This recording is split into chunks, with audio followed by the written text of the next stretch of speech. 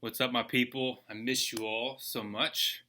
Long for the day to be with you again. And we're praying for some ways for us to gather in smaller groups in person in June. And so we invite you to pray with us with that, for God to give us wisdom in that process and for God to give you wisdom for how you can participate in that and if that's the best thing for you and your family. So with that, let's jump into the word today. So as I mentioned, I keep drawing encouragement and hope in this time from the New Testament letters, as early Christian leaders sought to communicate important messages to people from whom they were separated.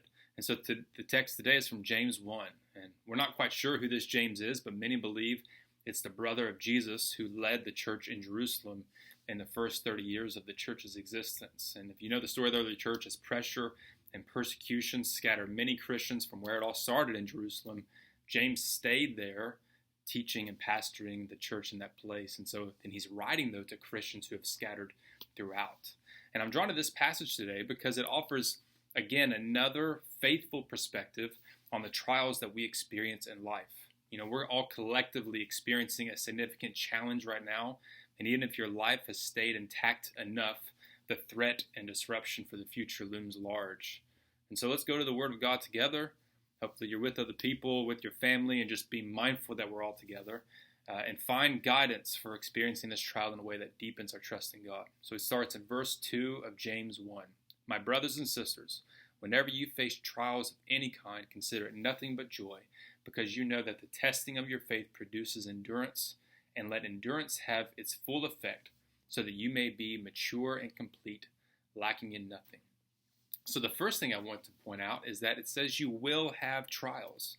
Notice it doesn't say if you have trials, it says whenever you have trials, because it's expected that we have trials. And observe whom he is addressing when it says brothers and sisters. He's referring to Christians here.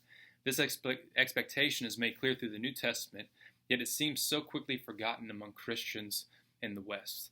Eugene Peterson says in his book, Long Obedience, he says, quote, no literature is more realistic and honest in facing the harsh facts of life than the Bible.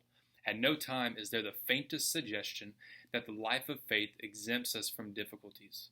What it promises is preservation from all the evil in them. On every page of the Bible, there is recognition that faith encounters troubles, end quote. So if you're at UCC, and certainly if you're taking the time to watch such an entertaining YouTube video as this one on a Sunday morning, you likely would not identify as a believer in the prosperity gospel, the notion that if we have good faith, God will bless us and our loved ones with good health and more money. We know enough to see through that, yet we're still so influenced by a culture of consumerism, of eliminating discomfort and inconvenience, of the falsehood that we have control over our lives and futures, that we can start to believe the subtle lie that if we make generally good choices, God can and should keep trouble from us. And I definitely feel tempted by that belief. And honestly, my life has been so free of much of the suffering that has plagued most human beings in the world throughout the world history. And because of that, I actually wonder often how my faith would remain if the health and provision of my family was really threatened. But because of passages like this, I'm reminded that when my faith in God's goodness gets threatened in the face of difficult circumstances, it's not because those trials, the presence of them, is in conflict with what the Bible says about God. Because the Bible here says that instead we should expect those kinds of trials. So I'm assuming if I have that struggle, it's from lies from the world that tell me that this is not expected. So we should expect trials. So what even is a trial anyway?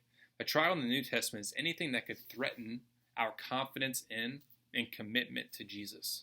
So just running a list here. Temptations to sin, physical sickness, grief and bereavement, family or financial troubles, betrayal in relationships, even persecution, of course.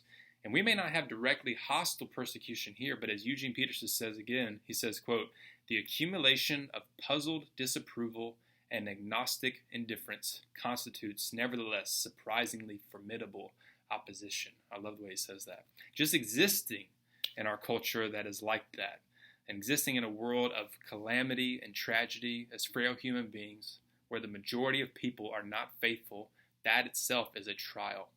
Endless and ongoing opportunities are presented for us to waver on our commitment to Jesus, to withdraw from him, to wonder if there's another, better, easier way to be human in this world. And that's definitely the case for all of us collectively right now. Our lives and routines are kind of up in the air. The future is unclear. Our physical health is threatened. Our brains are on full speed trying to hold our lives together and figure out what's next. And in all that, pursuing Jesus, staying connected to the church virtually, and still keeping Jesus central just feels like a lot. If nothing else, maybe that thought just makes you tired, or maybe angry or frustrated or worse. And you're not alone. I just want to be together with you all. And I never imagined a trial that would prevent us from gathering as a church. And yet here we are. And we all at least have that lingering thought of losing confidence in Jesus. Maybe that he's with us, that he cares about us, that he's given us everything we need. And so we're collectively in a trial where that is threatened, and we're tempted to at least take a small step away from Jesus. So how might we normally consider or interpret such trials? We consider them to be terrible, right? Worth avoiding if at all possible. Insofar as we can control our lives, we'd order them in such a way as to avoid these trials. And every other way, if we encounter a problem, we try to eliminate it or avoid it. And that's the case with this too. And you know what? That's not that crazy. We've been given agency and freedom from God to make choices. He gives us a brain, wisdom, to make tools, to solve problems, to organize life in a way that makes life more enjoyable and livable. And the Bible even affirms this avoidance of trials. The Bible is for this. When Jesus teaches his disciples how to pray and gives the Lord's Prayer, what's one line in there? He says, lead us not into temptation, or some translations say, lead us not into a time of trial. That is to say, we're praying, God, we ask that you not make our lives harder than they need to be so that our faith would not be tested. Prevent us from facing such tests. It's a request that we are allowed to and invited to pray.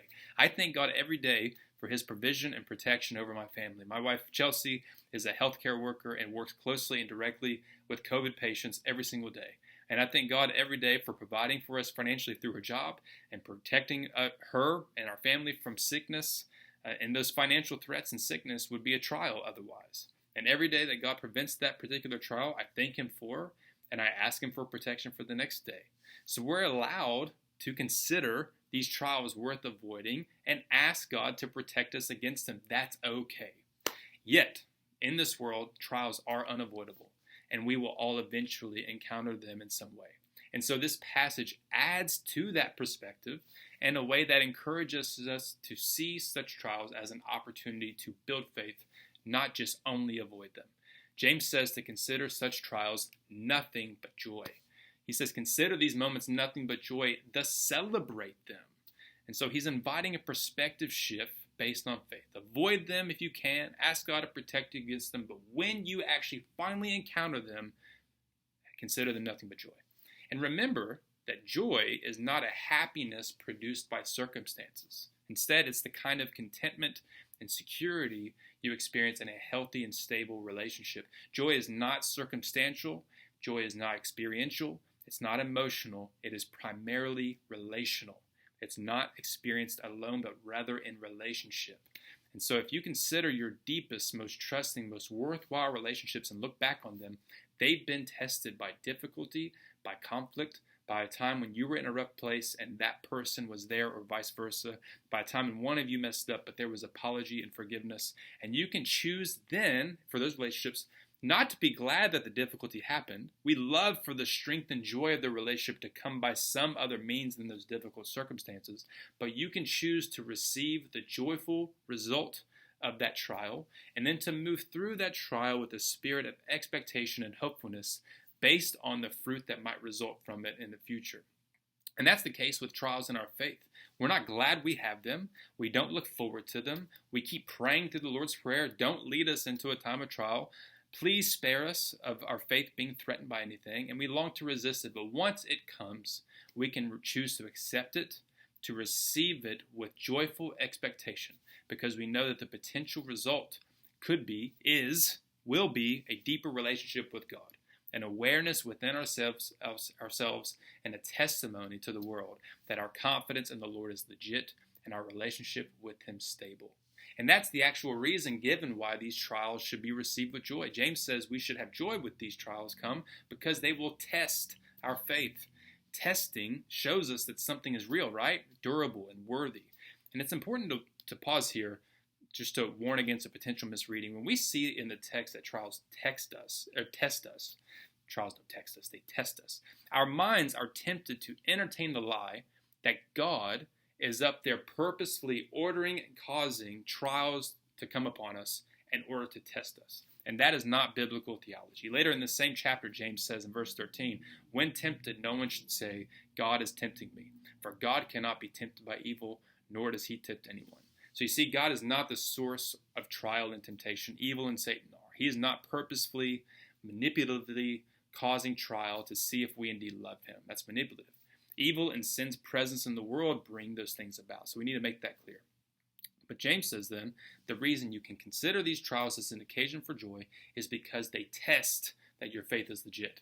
So publicly expressed faith in Jesus can often be a result of anything, a result of convenience and circumstance. If your family's faithful, your church is a nice social club, maybe you just it's easy to live out the faith because it's routine and easy to kind of keep stability in the family. And for some of us, if our life has many good things to be thankful for, it makes us wonder if our faith could really hold up under difficult conditions.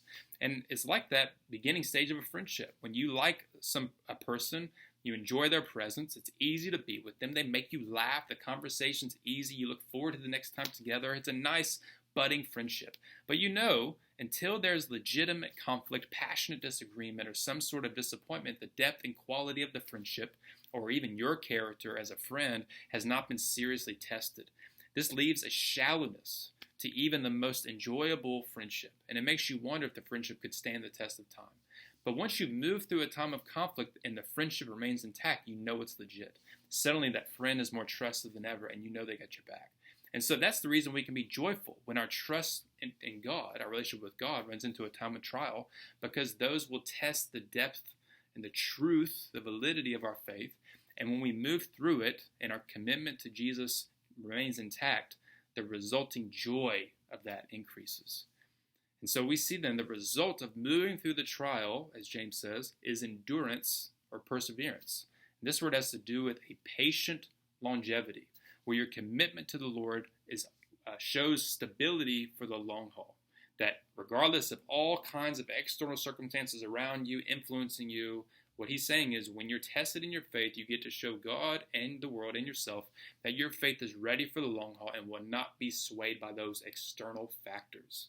And I'm especially encouraged when I see this kind of unwavering commitment in our culture. I mean, there's a commitment phobia here in relationships, to churches, to spouses, on our personal quest for happiness and self-discovery, a quest that is affirmed in the public square. We're kind of often able to justify bailing on commitments to almost anything and anyone the moment we face obstacle or disruption. But James says, consider these trials as nothing but joy because they give a chance to live out enduring commitment to Jesus, a commitment that cannot and will not be influenced by anything outside of us. And when we do that, joy is the result. And so how is this made possible? To experience increased joy in our relationship with Jesus in the face of trials?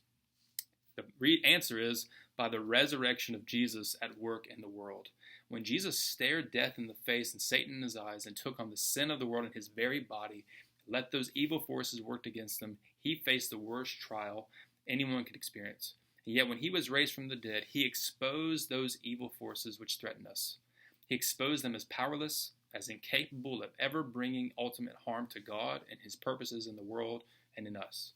Eugene Peterson again sums it up like this: none of the things, quote, none of the things that happen to you, none of the troubles you encounter have any power to get between you and God, dilute his grace in you, divert his will from you. He goes on to say, quote, the only serious mistake we can make when illness comes, when anxiety threatens, when conflict disturbs our relationships with others, is to conclude that God has gotten bored looking after us and has shifted his attention to be a more exciting Christian. The mistake of supposing that God's interest in us waxes and wanes in response to our spiritual temperature, end quote. So it's because of the forgiveness we have through Jesus' death, the hope over death and despair we have through the resurrection, the free gift of God's Spirit dwelling within us, that our relationship is permanently intact and unable to be threatened by anything outside of us. The only one mistake we can make, though, is to start interpreting those external trials as evidence that God is not with us, that he is not good, isn't concerned, and that he won't ultimately save us. But James's encouragement is to consider those trials nothing but joy, as an encouragement for us to filter our trials through the lens of trusting that God is still with us. Our relationship with Him can't be taken away.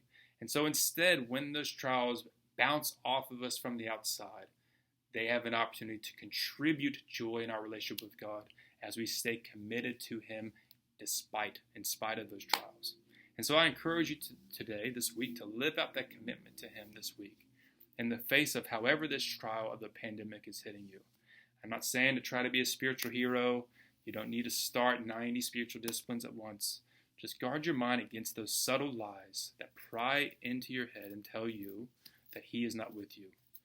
When those lies hit, maybe reach out to a trusted Christian friend for prayer. Maybe read a psalm to know you're not alone. Read Mark with me on those emails for some reminders of the true story. And be honest with God. He can handle us telling Him that we're frustrated by these trials. And when He responds, He's with you, as are we, as is this church. I'm praying for you, friends, to be reminded that God is with us. Love y'all.